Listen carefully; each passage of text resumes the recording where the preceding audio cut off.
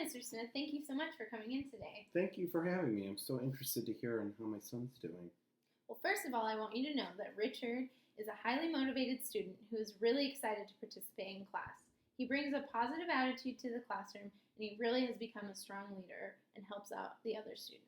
Well, that's great to hear. So for the past quarter, we have been working on 5 components in reading, and I have been testing the students on those 5 areas to get an idea of where they are when it comes to reading level. The 5 components are phonemic awareness, phonics, vocabulary, fluency, and comprehension. All these work together to help make students become strong readers. So the first component I worked with Richard on was phonemic awareness. So what exactly is phonemic awareness? That's a really good question. Phonemic awareness is academically defined as the ability to attend and manipulate units of sound and speech. When I assessed Richard, I used an assessment known as the Blevins assessment.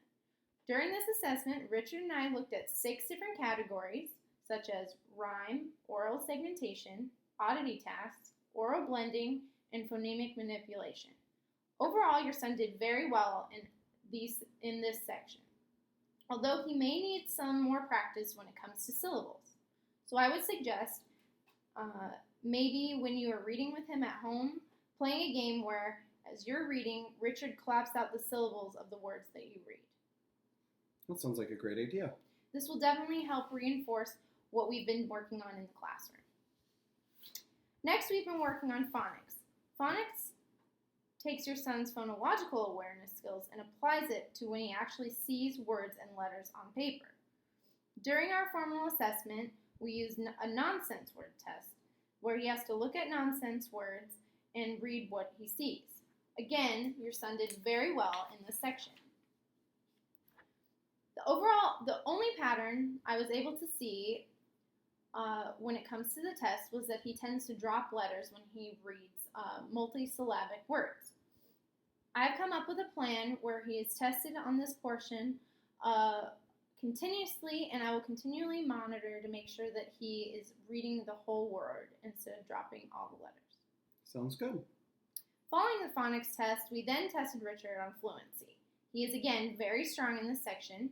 He is on target for reading level for 2nd grade, and he was able to read with 98% accuracy. I will be testing him on a regular basis using something called the Dibbles test, where he reads aloud for 1 minute, and I listen for his errors and how many words he is able to read in that minute.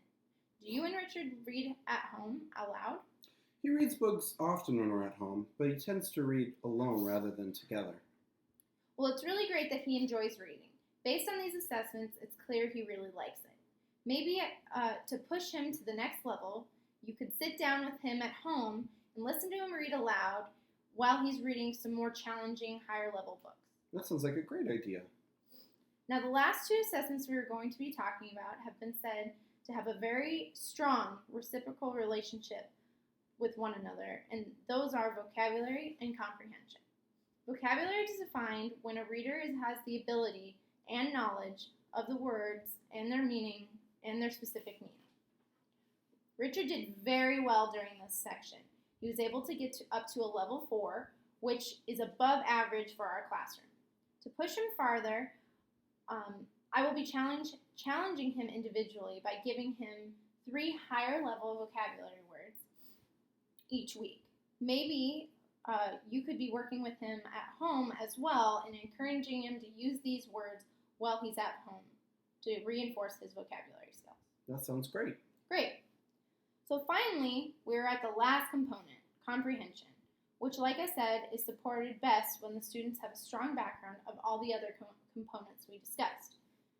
Now, unfortunately, this area was pretty surprising.